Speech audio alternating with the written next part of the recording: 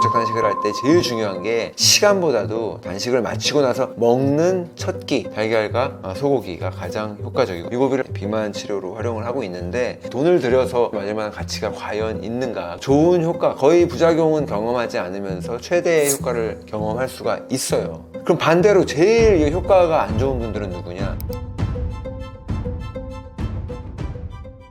예, 안녕하세요. 환자혁명의 저자 조한경입니다. 저는 닥터조의 건강이야기 유튜브 채널도 운영하고 있고요. 미국에서는 카이로프락터로 기능의학 진료를 하고 있습니다. 주로 당뇨, 고혈압, 고지혈증, 그리고 갑상선 질환 환자분들을 진료하고 있습니다.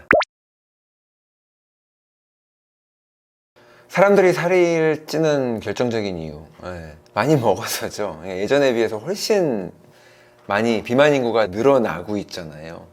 예전에는 비만은 의학적으로는 유전이라고 했었는데 유전으로는 설명이 안 될 만큼 그 숫자가 비율이 늘어나고 있는 거예요. 근데 그만큼 먹을 게 많아진 거죠. 근데 예전에 비해서 굶는 것보다 낫지 않겠나 싶긴 한데 건강 문제가 좀 심각할 정도로 성인이 되어서 병원에 가는 이유가 뭐예요? 뭐 차 사고 나서 다쳐서 응급실 가는 거 말고는, 아니면 감기 걸려서 가는 거 말고는 가장 많이 병원을 들락날락 하는 이유는 당뇨, 고혈압, 고지혈증 이런 것들이잖아요. 만성질환, 대사질환이라고 하는데, 그리고 거기다 암까지 전부 다 살쪄서 살찌는 것과 연관이 있는, 너무 많이 먹어서 생기는 인슐린 저항성의 원인이거든요. 그래서 결국은 너무 많이 먹는 게 가장 큰 원인이다.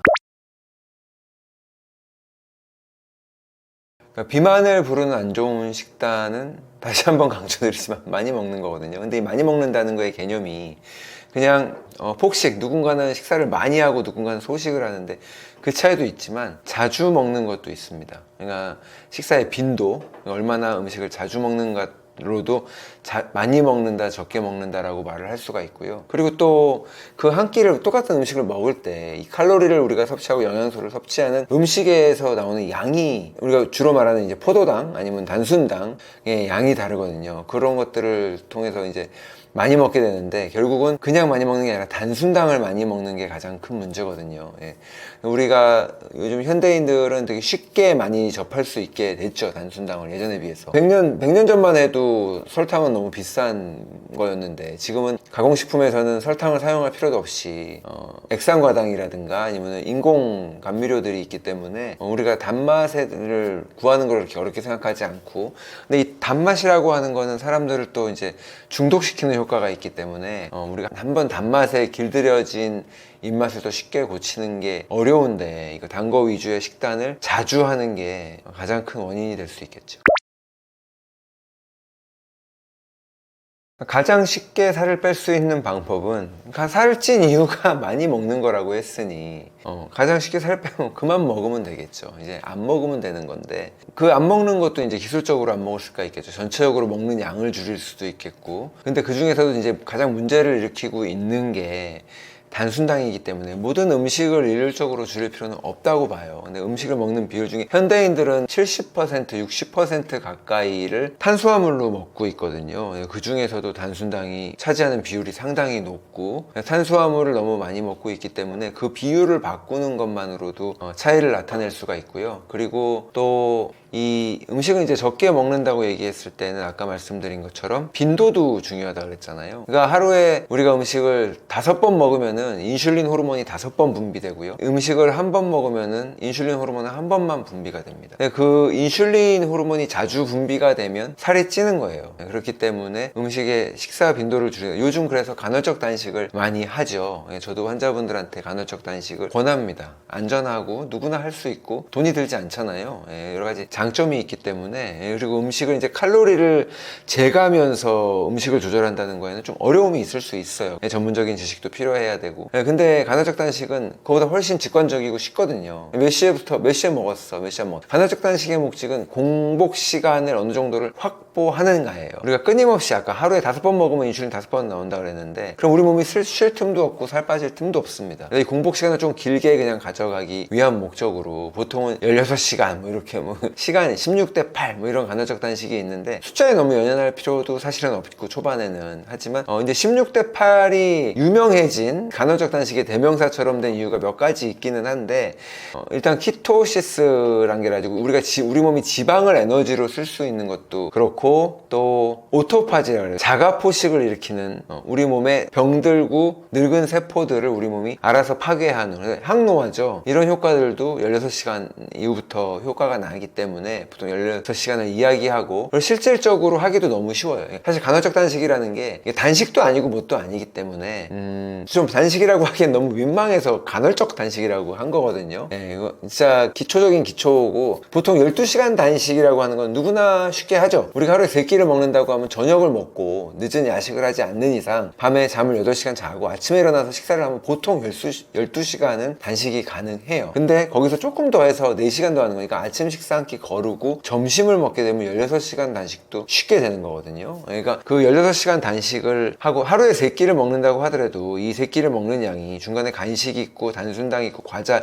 이런 게 섞인 게 아니라 건강식으로 먹는 사람이라면 거의 문제가 없고 아무런 문제가 일으키지 않을 거예요. 근데 우리가 현대 이제 마트에서 우리가 쉽게 접해서 먹을 수 있는 음식들이나 외식을 할 때 먹게 되는 음식에 들어가는 단맛을 내는 이 당들의 효과가 되게 적은 양이라도 무섭거든요. 우리가 케찹을 뭐 요만큼 찍어 먹으면 별거 아닐 거라고 생각하지만 콜라보다 설탕이 많잖아요, 케찹에. 그런 식으로 고기에도 뭐 이렇게 양념이라고 하면은 붓으로 고기에 양념 좀 발랐는데 그게 뭐 얼마나 되겠어 라고 하지만 그 당은 어마어마하게 섭취를 할 수 있는 거기 때문에, 이런 단순당이나 가공당을 쉽게 섭취하는 식단에서 벗어나서 건강식을 한다면 하루에 3끼고 뭐고 다 좋은데, 그러지 못하다 보니까 그게 쉽지가 않고, 그래서 결국은 대사질환으로 살이 찌고 뭐 당뇨나 고혈압 이런 문제가 생기다 보니까 그런 경우에는 식사를 좀 줄여서 하는 게 좋다, 이런 말씀을 드리는 거죠. 근데 이 간헐적 단식이라고 하는 거는 16시간 정도 단식을 한다고 해도 사람들이 이제 시간에 집착하는 경우가 있어요. 이게 16대 8 이렇게 가르쳐 주니까 그거를 철저하게 이제 스케줄 따라서 지키는데 우리가 익숙하다 보니까 16대 8을 지키고 나서 단식이 끝나고 나서 마라톤을 완주한 것처럼 보상 심리가 생겨가지고 또 폭식을 하거나 아니면 이제 그때 먹고 싶었던 음식을 마구 먹는 경우가 있어요. 당이 막 많은 탕수육을 먹는다든가 탕후루를 먹는다든가 그런 식으로 당을 먹는다 그러면 인슐린을 관리하는 게 오히려 더 어려워서 단식을 안 하는 이만 뭐 그런 효과가 날 수도 있죠. 그래서 저는 단식을 이야기할 때, 간헐적 단식을 할 때 제일 중요한 게 시간보다도 단식을 마치고 나서 먹는 첫 끼, 단식 끝낼 때 어떻게 끝낼 것인가, 무엇을 먹을 것인가가 제일 중요하거든요. 이때 제일 중요한 게 단백질입니다. 이게 단백질 근손실도 예방을 하고, 그리고 미토콘드리아도 활성화하고, 그래서 단백질을 제일 우리가 중요시 여기는데, 그래서 단백질을 제일 효율적으로 섭취하면서 동시에 비타민과 미네랄을 많이 먹을 수 있는 게 소고기하고 달걀에서도 노른자, 그냥 달걀 노른자, 그냥 달걀, 그냥 전체 달걀이죠. 달걀과 소고기가 가장 효과적이고, 아니면 봄브로스라 그래서 요즘 또 많이 먹는데 한국에서는 사골이죠. 사골국물, 이런 것들도 도움이 됩니다. 그래서 저 같은 경우에 예를 들자면은, 저는 간헐적 단식을 일상적으로 하고 있어요. 그러니까 아침 식사를 거르는 편이에요. 왜냐면 아침에 일찍 일어나는 체질은 아니기 때문에. 만약에 밤에 일찍 주무시고 아침에 새벽에 일찍 일어나시는 분들은 저녁 식사를 거르는 게 더 편하다, 근데 그런 분들도 계신데 자기 라이프 스타일에 맞춰서 얼마든지 조절을 하실 수가 있는 부분이고, 저는 아침 식사를 이제 주로 거르고 8시 9시에 좀 늦게 일어나거든요. 그러면은 이제 점심까지 뭐 금방 좀만 일하다 보면 점심이 되니까 점심 식사를 하는 걸로 해서 16시간 단식을 하죠. 근데 이 단식이라고 하는 게 라이프 스타일로 그냥 가져가기에도 저한테 편안해서, 처음 근데 이제 간헐적 단식을 하려고 하면은 몰랐어, 16시간 해보고 24시간이 훨씬 더 또 다른 효과가 좋으니까 24시간을 해보고 싶은데 빈혈이 오거나 어지럽거나 뭐 이럴 수 있잖아요. 특히 혈당 조절이 안 되기 때문에. 그런데 그런 분들이 억지로 그 시간에 맞춰가지고 시간에만 얽매여서 시간을 지키려고 하실 필요가 없다는 거예요. 왜냐면 우리가 처음부터 갑자기 마라톤 뛸 수 없잖아요. 우리 몸이 그런 체질이 안 되다 보니까 천천히 내가 너무 음식을 자주 먹는 건 아닌가, 이거를 점검을 하고 그거를 자각한 정도에서 천천히 시작해서 12시간도 해보고 해보고 14시간도 해보고 천천히 늘려간다면 그 다음에 우리 몸이 충분히 혈당이 뚝 떨어지는 걸 예방하기 때문에 누구나 다 16시간 도달하는 건 쉽게 어렵지 않게 할 수 있고요. 저도 16시간 단식을 하고 봄브로스나 이런 것들을 즐겨 먹는 편이고요. 우리가 뭐 맛있는 음식을 그렇다고 막 제가 건강식만 먹고 아이스크림도 안 먹고 이런 스타일은 아니거든요. 물론 아이스크림을 많이 먹진 않겠죠. 많이 먹진 않겠지만 그런 보상을 먹고, 예를 들어서 저는 이제 미국에 살고 있는데 미국에 88 올림픽 끝나고 중학교 때 일찍 이민을 가서 그 당시에는 미국에 떡볶이가 없었어요. 그러니까 지금은 다 있었는데 어렸을 때 한국에서 먹던 떡볶이를 먹다가 미국에 갔는데 못 먹게 됐으니 이게 약간 소울푸드 같은 개념이고 괜히 그게 맛있는 거예요, 저한테는. 근데 요즘 사실 그렇게 맛있지도 않구나 조금 느껴지긴 하는데 그래도 여전히 한국에 나오면 꼭 찾아 먹는 음식이 떡볶이일 정도로 좋아한다고요. 그런 거 먹는다고요. 그러니까 먹는데 못 먹고 뭐 절대 제가 암 환자라 그래가지고 철저한 식단을 지키는 게 아니잖아요. 그러니까 어느 정도 유연성이 있고 특히 간헐적 단식이 그거를 허락하기 때문에, 그리고 제가 지금 당뇨를 고쳐야 한다거나 이런 상황이 아니니까. 만약에 인슐린 저항성으로 인해서 당뇨, 고혈압, 고지혈증이 있다 그러면은 일반적인 라이프 사이클 16대 8 정도의 간헐적 단식을 하면서 적당히 음식도 먹어주고 이렇게 해서는 개선되기는 어렵겠죠. 그런 분들은 조금 더 철저히 해야 될 필요가 있고, 한 번 정도는 24시간 단식도 해야 되는데 저도 24시간 단식을 가끔씩 합니다. 일주일에 한 번, 2주에 한 번 정도는 해요. 근데 24시간 단식을 하면 음식을 완전 굶는 건 아니거든요. 음식을 얼마든지 저녁을 내가 먹고 음식을 저녁 식사를 하고 난 다음에 잠을 자잖아요. 그리고 아침은 원래 안 먹으니까 안 먹고 점심 때 점심을 먹어야지 16시간 단식이 되는 건데, 마침 너무 일이 바빠서 바쁜 날이라서 일을 하면서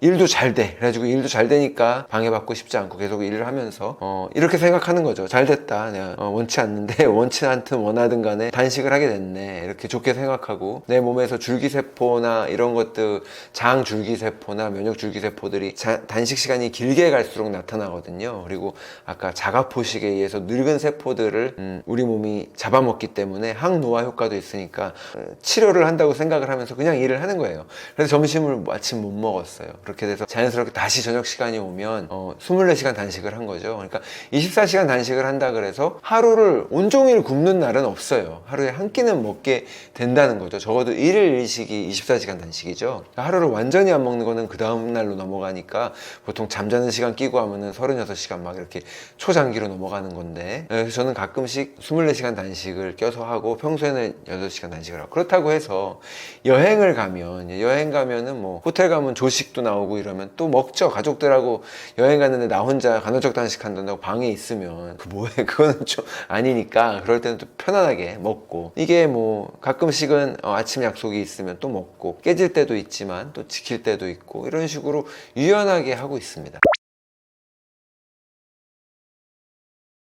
위고비나 삭센다 같은 경우는 각광을 받고 있죠. 원래 비만 치료제라고 하면 안 되고 당뇨 치료제로 개발이 됐는데, 이 사람들은 당뇨보다 미용이 더 중요하니까 비만 치료로 활용을 하고 있는데 그걸로 떴고, 근데 가장 큰 문제점이라고 할 수 있는 거는 위장의 속도를 느리게 만드는 거죠. 운동도를. 그래가지고 결국 소화가 안 되는 거거든요. 예를 들어서 위암 환자가 위를 완전히 절제하고 났더니 이 사람이 당뇨도 있었는데 비만이었는데 체중이 뭐 거의 100파운드가 빠지고 당뇨병이 사라지는 이런 경우도 있었거든요. 결국은 그래서 위 밴드를 통해서 똑같이 수술적인 요법으로 위를, 아니면 위를 부분 삭제, 옛날 그런 수술들이 있었잖아요. 예. 한국의 유명한 연예인도 그 수술을 받다가 부작용으로 돌아가시고 이럴 정도로 그런 수술이 있었는데, 지금 위고비도 이제 약물을 통해서 비슷한 효과를 나타내는 거거든요. 그러니까 똑같이 위의 활동을 억제하고 이제 거기에 또 식욕을 억제하는, 뇌에도 작용해서 식욕을 억제하는 작용을 좀 해주는 것 뿐인데, 제가 드리고 싶은 말씀은 굳이 그냥 안 먹으면 되지.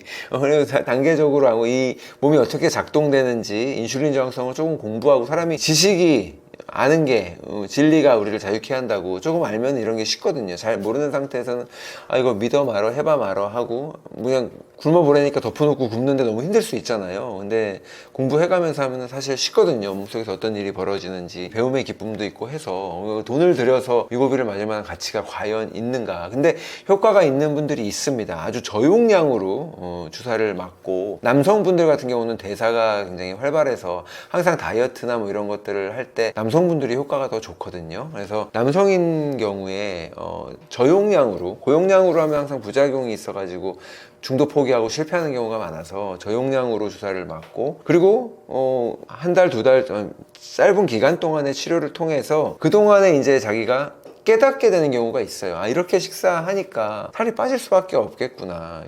그러고 난 다음에 그 치료가 끝난 후에 계속 그 치료를 하지 않고, 약물을 의지하지 않고도 식욕 조절이나 아니면 자기가 식단을 조절하는 분들이 있거든요. 그리고 이 치료를 하는 동안에 운동을 하신 분들, 대사를 그래서 끌어올리신 분들은 좋은 효과, 거의 부작용은 경험하지 않으면서 최대의 효과를 경험할 수가 있어요. 그럼 반대로 제일 효과가 안 좋은 분들은 누구냐? 여성분들인데 뭐 한 40대인데 별로 운동량이 전혀 없고 술 많이 마시고 그래가지고 살찐 경우, 이런 분들이 만약에 위고비나 뭐 이런 것들을 하게 되면 부작용은 부작용대로 가장 많이 겪고, 효과가 난다고 하더라도 이런 분들은 또 효과가 안 나기 때문에 용량을 크게 쓰는 경우가 있거든요. 그렇게 되면은 요요가 엄청 심합니다. 중간에 부작용도 심하고, 부작용이 심해서 포기하던가 아니면 끝나고 난 다음에 요요가 심해서 끊을 수가 없게 되는 이런 경우가 있을 수 있거든요. 그래서 그런 분들한테는 이게 권장할 만한 적당한 치료는 아닌 것 같아요.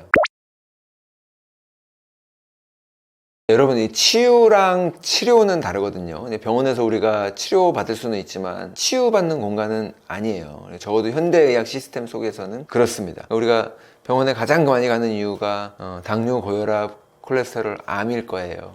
다 전부 다 대사질환이고 다 인슐린 저항성과 밀접한 연관이 있습니다. 하지만 이제 병원의 치료라고 하는 거는 한계가 있어요. 병원에서 해줄 수 있는 한계가 명확하게 있는데, 일단은 제약회사에서 나온 약물로 치료를 해야 되고요. 규정이에요. 안 그런 치료 못 보셨잖아요. 그걸로 치료를 해야 돼요. 이게 좋다 나쁘다가 아니라, 그리고 그 약물을 통해서 증상을 완화시키거나 없애주거나 편안하게 해주는, 원래 통증을 편안하게 해주는 게 목적인데 지금 대사질환들은 통증이 있는 게 아니잖아요. 나중에 합병증이 무서우니까 그걸 관리해 준다는 거예요. 그래서 혈당이 높으면 당을 관리해주고, 혈압이 높으면 혈압을 내려주고, 콜레스테롤이 높으면 콜레스테롤을 내려주고, 그런 식으로 이제 증상만, 암이 있으면 그 혹이 원인이라고 생각하니까 혹을 떼내고, 그런 식의 치료를 해주는 건데 거기까지밖에 못 해줘요. 거기까지만 해주는 것도 감사하죠. 하지만 거기서 멈추시면 안 됩니다. 그 이상으로. 왜냐면 이거는 치료의 목적이, 나는 그게 좋아, 마음에 와닿았어, 왠지 이렇게 관리만, 약물로 관리만 하고 내가 지금껏 신경 쓰지 않은 것처럼 계속 신경 쓰지 않았으면 좋겠어, 나 너무 바쁘거든,